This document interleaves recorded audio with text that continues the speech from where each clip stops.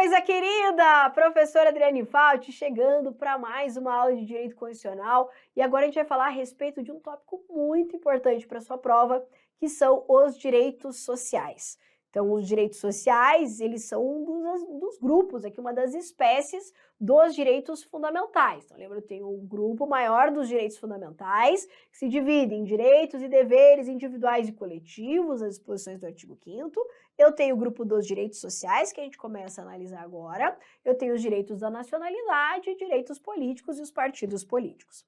Então, vem comigo para os slides para a gente rever um pouquinho mais a respeito desse tópico importante. Bom, o que são os direitos sociais? A gente tem que relembrar lá das nossas primeiras aulas, né, de teoria geral dos direitos fundamentais. Bom, os direitos sociais, eles são direitos de segunda geração. Então, direitos de segunda geração, ou segunda dimensão, né? Eles são direitos de caráter prestacional. O que é isso? Direitos de caráter prestacional. Bom, lembra que os direitos de primeira geração, que são os primeiros direitos que surgem, eles são direitos relacionados à ideia de liberdade, que dizem para o Estado não faça. Lembra da nossa historinha lá? Tinha o rei absolutista, que impunha sua vontade, queria fazer as suas festinhas lá, abusava do seu poder político, era um Estado arbitrário e ele passa então a encontrar limites. Vem a burguesia, nasce então a burguesia, que exige direitos contra o Estado, direitos em face do Estado. E a ideia era que o Estado não se intrometesse nas relações, especialmente nas relações econômicas. Ou seja, o que se buscava ali era um Estado liberal. Então, o Estado não intervencionista, o Estado que deixa a coisa acontecer. E por isso os direitos de primeira geração, eles são os direitos civis, os direitos políticos, ou seja, direitos que dizem para o Estado, ó, não faça, me deixe livre e me deixe participar aqui da vontade política. Esses são os direitos de primeira geração. Já os direitos de segunda geração, eles nascem em um outro contexto. Lembra que o que nasce aqui, os direitos de segunda geração, ele é marcado especialmente pela Revolução Industrial. Então, nós tivemos a Revolução Industrial que muda a forma como nós produzimos as coisas. Então, lembra lá? Eu tinha um sapateiro para fazer um sapato. Aí o cara tirava o couro, curtia o couro, amarrava, tirava a medida da pessoa, formava, arrumava ali todo o sapato. Era assim que a pessoa comprava lá, tinha um sapato para ela, né? Nas oficinas, né? Então eu tinha toda uma cadeia de produção completamente artesanal, né? Que a pessoa fazia então toda a cadeia de produção. Era assim que se produzia. Com a Revolução Industrial, eu mudo um sistema de produção. Eu fraciono a produção. E com isso, eu mudo a forma como se trabalha no mundo. O sistema de produção mudando, o trabalhador agora, ele não vê mais a cadeia produtiva como um todo. Ele vê fração dessa produção. E o problema disso é que o Estado, enquanto Estado liberal, não intervinha para verificar a qualidade desse trabalho, ou seja, as condições que esses trabalhadores trabalhavam. E daí, inclusive, tem um filme que eu sempre falo nele sempre, né, que reproduz muito bem aqui esses reflexos da Revolução Industrial, que é o filme Tempos Modernos, do Charlie Chaplin, né, que ele tá lá numa indústria e ele fica lá apertando o botão, e daí ele até sai depois, continua apertando, porque é toda uma produção mecanizada, né, sem qualquer compromisso com o todo, pensar o todo, o trabalhador, ele fica ali só apertando o botão, só apertando o botão. Esse sistema de produção, então, faz com que o dono da indústria tenha mais lucro. Porque antes o sapato, que era feito lá dias e dias para ser produzido, agora eu consigo produzir um monte de sapato em larga escala em pouquíssimo tempo. Isso aumenta as vendas, aumenta o lucro. Só que na época, a ideia de um Estado liberal era que, com o aumento da produção de riqueza, decorrente da produção industrial, né, da Revolução Industrial, uma mão invisível, já dizia Adam Smith, redistribuiria essa riqueza. Veja, eu tenho mais dinheiro, eu tenho mais riqueza sendo produzida. Então, a ideia é de que todo mundo pudesse participar dessa riqueza. Então, o seu trabalho na produção da riqueza Eu teria direito de participar dessa riqueza. E essa redistribuição de renda seria feita, então, através de um negócio chamado salário. Então, o cara trabalha e o empregador devolve aqui parte do seu lucro para o empregado, então, na forma de salário. Então, ele vai lá, vende os sapatos, pega e paga o seu trabalhador e todo mundo ficaria muito feliz com isso. Mas não é bem assim que a coisa aconteceu, né? Isso porque, infelizmente, né, os interesses pessoais, né, das pessoas aqui fazem com que o ser humano acabe explorando o outro ser humano quando ele não tem ninguém limitando ele.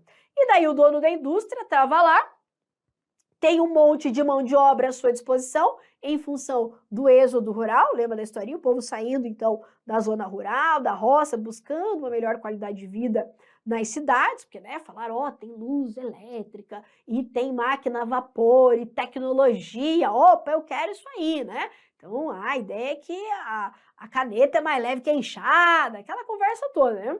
E ele sai em busca, então, de melhor qualidade de vida na zona urbana, e isso acaba inchando as cidades que não tinham qualquer planejamento para absorver toda essa mão de obra. E daí o dono da indústria está lá com o seu trabalhador, pagando, por exemplo, 20 a hora, vamos dar um exemplo, pagar 20 a hora para ele, e chega um cara da zona rural, às vezes até uma estrutura física mais forte e tudo mais, que faz esse mesmo trabalho por muito menos. Tá?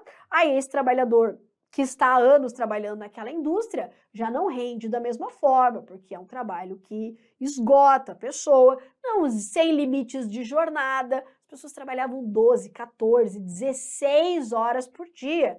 E não tinha lei trabalhista para dizer, ó, é 8 horas diárias, 44 semanais, não tinha, porque ainda não existiam os direitos sociais. Os direitos sociais ainda não eram uma realidade. Tá? Ficasse doente, auxílio doença, não existia isso, era mandado embora. Tá? A mulher engravidava, imagine, mulher nem trabalhava, porque se ela engravidasse, ela era mandada embora, não tinha direito nenhum. Essa era a realidade da sociedade. Com isso, o que aconteceu? Uma concentração de renda na mão de pouquíssimas pessoas, uma miséria generalizada. Tá? E é o que eu sempre falo, o povo aguenta, o povo aguenta, o povo aguenta, até a hora que o povo não aguenta mais e faz um negócio chamado revolução. Tá? E daí eu tive, então, pós aqui Revolução Industrial, e especialmente após a Primeira Guerra Mundial, revoluções de caráter trabalhista. As grandes greves, as revoluções grevistas dos trabalhadores reivindicando, então, melhores condições de trabalho. Só que veja, era o trabalhador pedindo ali para o dono da empresa reduzir jornada, essas coisas. O dono da empresa falou, vai embora, manda embora, essas coisas. Aí, então, nasce a necessidade do Estado impor aqui, não limites à pessoa contra o Estado. Eu preciso de um Estado que intervenha, um Estado que defina direitos, que garanta condições aqui para as pessoas terem uma maior dignidade. E daí eu tenho o surgimento do Estado de Bem-Estar Social. O Estado de Bem-Estar Social veio, então, fazer um contraponto com o Estado liberal, permitindo que o Estado intervenha. Intervenha, inclusive, nas relações econômicas, com a finalidade de garantir direitos de segunda geração. Ou seja, aqui o Estado ele sai de um não fazer para um Estado que faz, um Estado que garante condições mínimas de dignidade. E é nesse contexto, então, que surgem os direitos de segunda geração, os direitos sociais. Então, direitos sociais ao trabalho, moradia, saúde, educação, tudo isso nasce da necessidade, então, de se fazer com que o Estado passe da sua posição liberal para um Estado que garante, que intervenha nessas relações sociais e econômicas. Ok aqui? Então, direitos sociais de segunda geração, eles são direitos de caráter prestacional, mas eu posso dizer que há direitos também, há direitos de abstenção,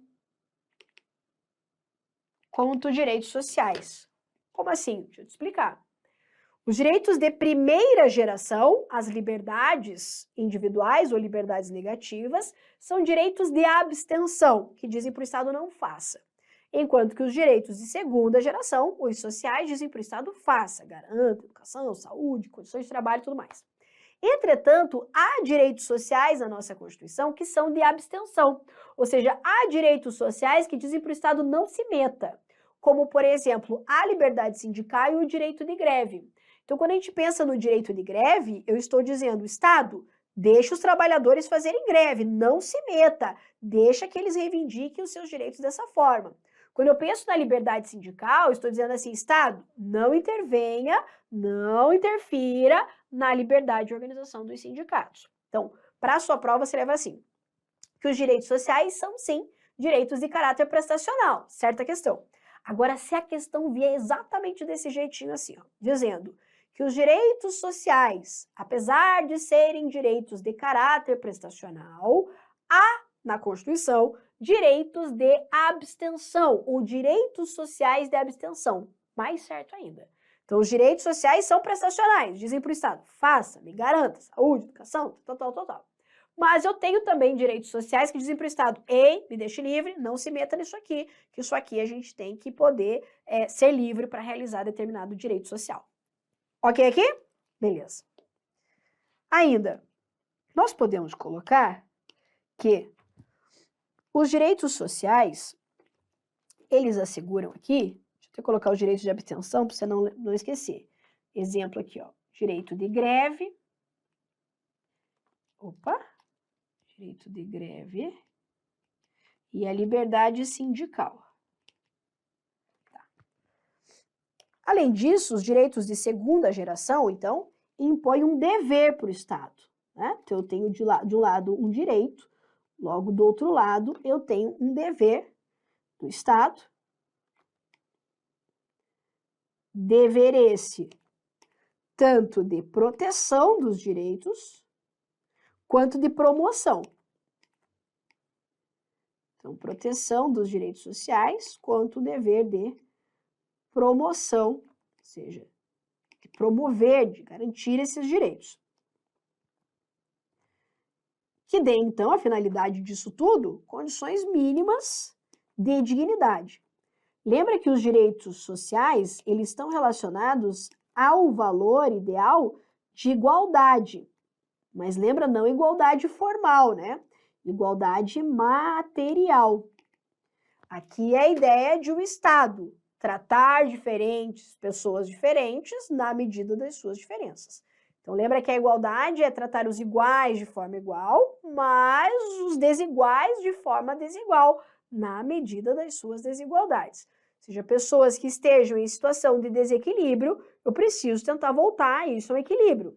Voltando ali nas revoluções grevistas. Então, os trabalhadores indignados com as condições de trabalho reivindicam melhores condições de trabalho. Não dá para ficar 16, 17 horas trabalhando, né, em condições insalubres, sem nenhum tipo de proteção e tudo mais, e começam a reivindicar direitos. O Estado, então, ele precisa fazer com que se garantam esses direitos. Como? Cria a lei dando direitos trabalhistas. Então, por isso, eu tenho a situação, o empregador aqui, o empregado aqui. Como que eu faço para equilibrar isso aqui? Dou direitos. Então, dou direitos, protejo, para que eles possam, né, numa relação formal aqui, estar em uma situação de igualdade material. Tá? Então, eu trato um grupo de forma diferente, dou privilégios, dou vantagens para esse grupo, mas porque eles estão em situação de desigualdade. Tá? Lembra que isso aqui, então, é fruto do surgimento do estado de bem-estar social, estado de bem-estar social, e os marcos históricos disso aqui, eu tenho a Revolução Industrial,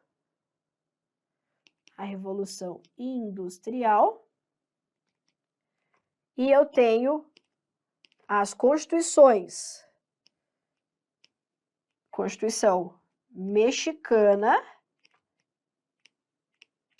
de 1917 e especialmente a Constituição Alemã, que é a Constituição de Weimar de 1919, tá? E essas constituições, inspiram, então, a nossa Constituição de 1934. Então, a Constituição brasileira, que traz aqui os direitos sociais pela primeira vez, é a Constituição Federal de 1934, que foi inspirada especialmente na Constituição Alemã de Weimar. Tá? Então, primeira coisa, tudo que a gente tem que saber é como que surgem os direitos sociais. Eles são direitos de segunda geração, direitos com caráter prestacional. Dizem para o Estado, faça, concretize, proteja, promova esses direitos. Apesar de serem direitos de caráter prestacional, que dizem para o Estado, faça, há direitos sociais de abstenção, que dizem para o Estado, ei, segura a onda aí, como, por exemplo, o direito de greve e o direito à liberdade sindical. Logo, se eu tenho um direito de um lado, do outro tem um dever. Dever de quem? Dever do Estado, de proteção e promoção desses direitos. Tudo isso voltado para a igualdade material. Não é formal, como eu já vi questão em prova, igualdade material. Fruto, então, do estado de bem-estar social, que vem ali após o Estado liberal, que nasce da Revolução Industrial, marcos, Constituição Mexicana de 1917, Constituição Alemã de Weimar de 1919, e no Brasil isso vem em 1934, ok? Muito bem.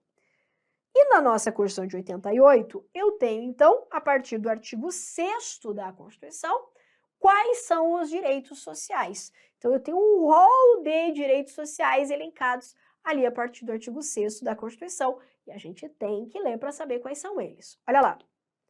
São direitos sociais: educação, a saúde, a alimentação, o trabalho, a moradia, o transporte, o lazer, a segurança, a previdência social, a proteção à maternidade e à infância, a assistência aos desamparados na forma desta Constituição.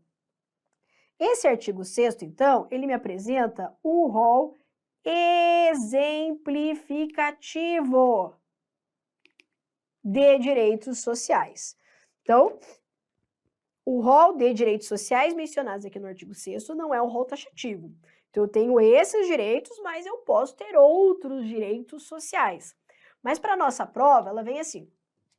São direitos sociais elencados na Constituição. E ela quer que você decore, de verdade, ela quer que você saiba quais são esses direitos. E aqui vai ter que memorizar. E claro que a tia tem mnemônica para te ajudar nessa memorização. Vamos lembrar lá? Aqui, ó. Então, você vai gravar assim, ó. Essa mnemônica é legal. Edu mora lá. O Saul trabalha ali. E o Assis prossegue transportando preso. Como é que é, então? Edu mora lá. Edu mora onde? Lá. O Saul trabalha ali. E o Assis prossegue transportando preso.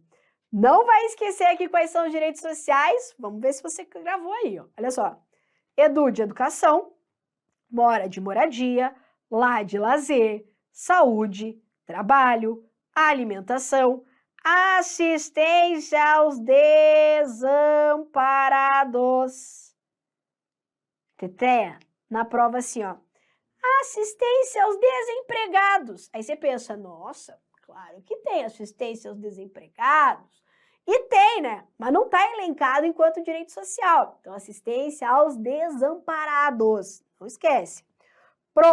De proteção à maternidade e à infância. Na prova, proteção à maternidade, infância, adolescência, juventude e idoso.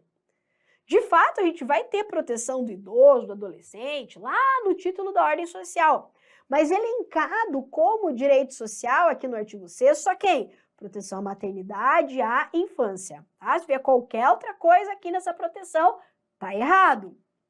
Ainda, segue de segurança, e aqui eu estou falando em segurança pública. Estou falando em polícia. Então, não podemos confundir o direito de segurança, mencionado lá no artigo 5º da Constituição, com o direito à segurança aqui do artigo 6º. O direito à segurança lá no artigo 5º é direito à segurança jurídica, segurança nas relações processuais.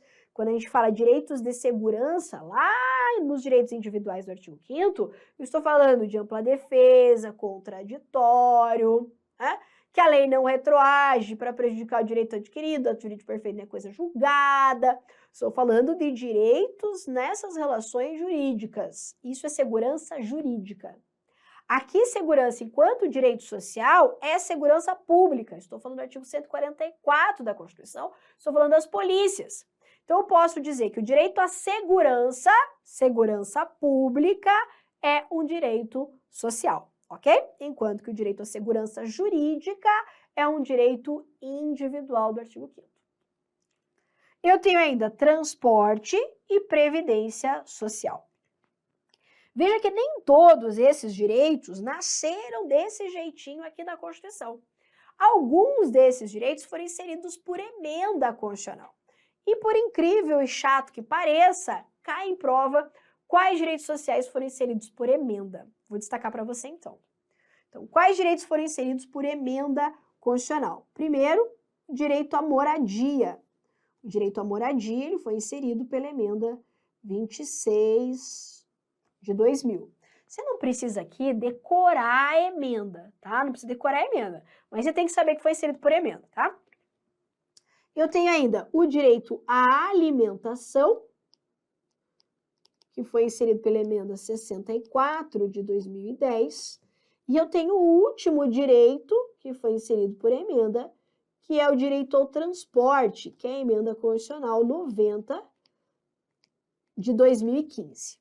Então, o último direito aqui que foi inserido pela Constituição, que foi inserido na Constituição, é o direito ao transporte, tá? Eu quero fazer ainda outras observações importantes aqui, ó. Primeiro, o direito à moradia, ele é diferente do direito à propriedade. Ai. Como assim? Deixa eu te explicar. O direito à propriedade é um direito lá no artigo 5º. Lembra que a Constituição fala? É garantida a propriedade e a propriedade deve atender a sua função social. Quando eu penso no direito à propriedade, enquanto direito individual lá do artigo 5º, eu estou dizendo assim, Estado, não se meta na minha propriedade. Se eu sou o proprietário de uma coisa, você não pode sair interferindo, você não pode sair invadindo minha propriedade. Ou seja, eu estou dizendo para o Estado, não faça, não restrinja esse meu direito. Claro que existem exceções, porque não existe direito fundamental absoluto. Mas o comando é esse, Estado, me deixe livre aqui com a minha propriedade privada, garantindo ela, tá? Não permito também que ninguém invada nem nada, mas ela é minha, né, e está garantida. Veja que essa garantia só vale para quem tem propriedade, não é? A propriedade, ele é um direito para quem é proprietário. Se você não tem propriedade, você não tem esse direito garantido. Diferente do direito de propriedade, eu tenho o direito à moradia. O direito à moradia é um direito social. Então, aqui, a história inverte. Enquanto o direito à propriedade é Estado não fazendo, deixando livre, aqui o direito à moradia é a Constituição dizendo assim, Estado, você está vendo esse monte de gente em situação de rua? Você está vendo essas pessoas que não conseguem ter um lugar digno para morar? Que tem que morar lá em favela, nos barracos, com lona, em situações assim super precárias? Você tem que se preocupar com essas pessoas. Você tem que dar condições dignas para que essas pessoas possam ter onde morar. Então, veja que aqui não é um não fazer do Estado, aqui é um fazer. Então, pense, crie políticas públicas, leis que permitam que as pessoas possam ter um lugar digno para morarem. Isso é o direito à moradia, tá? Então, na tua prova, vem dizendo que é direito social o direito à propriedade. Negativo. Direito à propriedade é direito individual. Direito social aqui é a moradia. Ok aqui? Tá. Em relação ao lazer, né? O concurseiro não sabe muito direito o que é isso, mas o lazer, que se escreve com Z, né? Não com S, que com S fica laser. O direito ao lazer, ele está relacionado à promoção social, à busca da felicidade. Olha só isso aqui, que coisa linda, que coisa querida. Veja que teve uma época teve uma proposta de emenda à Constituição para inserir o direito à felicidade como direito social. Essa emenda não passou, né? Então, o direito à felicidade, ele não é um direito social elencado aqui. Mas o Supremo Tribunal Federal já reconheceu que dentro do direito ao lazer está o direito à busca da felicidade. Isso porque a gente precisa de um tempo para o lazer e cabe ao Estado oportunizar isso. Essa oportunização aqui do lazer é tanto a construção de parques, atividades desportivas que promovem aqui também o lazer, quanto a possibilidade do ócio, né? O não fazer nada, né? O ficar podendo descansar puramente. Tudo isso é uma forma de assegurar às pessoas uma melhor condição de vida e dignidade. Porque nem tudo, né, Teté, é trabalhar para pagar boleto, né? A gente precisa também ter um momento de lazer, um momento de descontração, senão a gente pira a cabeça aí e, né, não consegue fazer mais nada dessa vida, né? Então, lembrando que a gente também tem que trabalhar, né? Tem que ter as coisas, mas também precisa desse momento de lazer. Inclusive, estudando para concurso, né? Senão depois a gente pira a cabeça aí nunca mais consegue, né, se dedicar a estudar como realmente deveria fazer, né? Então, esses são os direitos sociais. Gravou aí? Tá. Em relação à alimentação, eu também tenho uma observação. Quando a Constituição fala em alimentação, ela está falando em uma alimentação equilibrada, balanceada. Apesar do texto constitucional só falar alimentação de uma forma genérica, a gente pode ir um pouquinho além. Quando fala direito à alimentação, não é só das pessoas comerem qualquer coisa, é direito delas terem acesso a alimentos saudáveis, alimentos nutritivos, para que elas possam se manter saudáveis. Veja que a alimentação está diretamente ligada à própria saúde das pessoas, à qualidade de vida. E aqui cabe ao Estado, então, permitir que as pessoas possam ter acesso a alimentos necessários à sua subsistência. Por isso que alimentos da cesta básica, eles devem ter uma menor tributação, um exemplo aqui, né? Uma menor tributação do que outros alimentos. Justamente para que as pessoas possam ter acesso a alimentações saudáveis. Construção de restaurantes populares, né? Isso aí é uma forma também de permitir que as pessoas mais carentes possam ter acesso à alimentação de uma forma digna. Aqui em Cascavel, por exemplo, tem um restaurante popular, que, salvo engano, o almoço custa acho que R$ 1,50. Isso mesmo, R$ 1,50 ou R$ 2,00 que está agora, né? E ali você tem um arroz, feijão, uma salada, tem até um suquinho, né? Tem até uma sobremesinha ali, que geralmente é uma gelatina, uma paçoca, tem uma carninha bem feita lá, né? Um ovinho, para quem prefere. Então, você tem ali condições de ter acesso, com poucas condições financeiras, a uma alimentação equilibrada, tá? Isso aqui é o direito à alimentação. Maravilha aqui? Muito bem, tá. Gravou aí quais são os direitos sociais, né? Perfeito. Agora, eu quero falar um pouquinho a respeito dessa novidade, que é o parágrafo único que foi inserido aqui pela emenda 114 de 2021, tá? Mas vou falar disso apenas no próximo bloco.